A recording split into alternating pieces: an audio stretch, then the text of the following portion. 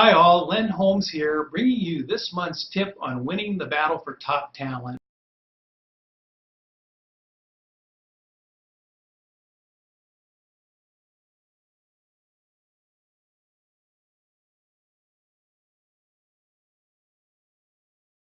And August employment numbers. We have been looking at an unemployment rate that has been stuck at more than 9% for over 2 years now.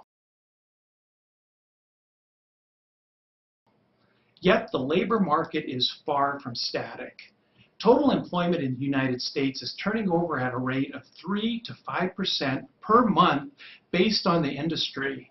That means each month more than 4 million people start a new job and more than 2 million people voluntarily leave their job. At the same time, every month 4 million hiring managers are looking at their business and the economy and deciding they would be better off hiring someone.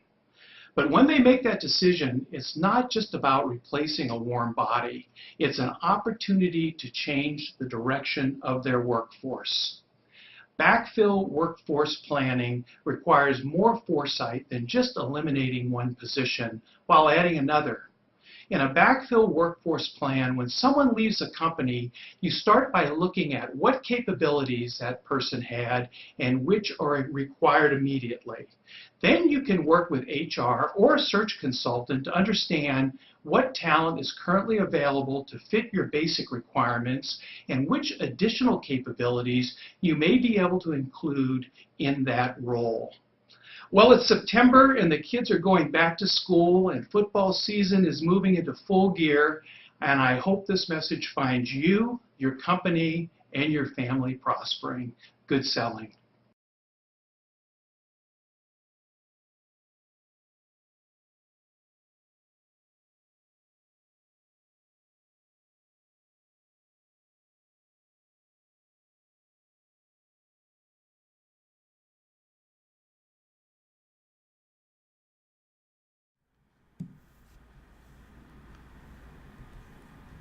Let's tie these points together with recommendations.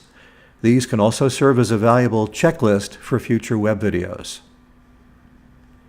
Camera work. Avoid background distractions. You need to be the focus. If you're going to share the screen with anything, it better be relevant to what you're saying, and you should be able to refer to it, point to it, and after you've done that, cut back to a one shot. Space is a valuable property. It's really real estate, isn't it? On camera, and when you share the screen with something, you're diluting the impact you're making. That's why a person on camera, head and shoulders, is far more powerful than a wider shot. They can see your eyes, they can see your language, your body language, they can feel the connection you're making with them. On the technical side, get the mic closer and your voice will be crisper. Regarding connecting and relating to your audience, a welcoming smile at the start works wonders. You had a great smile at the end, you started to smile at the beginning. Smile in the beginning. Welcome people in a warm way. I know you want to get into the presentation, you've got a lot to say and you want to get it right. We all feel that. It's worth pausing, smiling, and moving on. Makes people feel good. Also put more emphasis on key words. Key words serve as guideposts and signposts. They help people better understand your message. Engagement. Start strong and don't bury the lead. Instead of backing into your story, start with the latest information. Here's what's new, here's what you need to know, and then background it.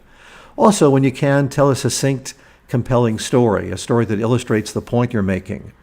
The person had to replace 2 positions. He did it quickly. That was the good news. The bad news is he didn't look at the bigger corporate strategy because the dynamics of the market are changing. That's very, very quick. You might add a line or two, but when you tell a story, people get hooked. They get engaged. Messaging. Why you? Communicate your competitive advantage. After all, it comes down to what edge you have over other companies. For example, as the only company with what? I can show you.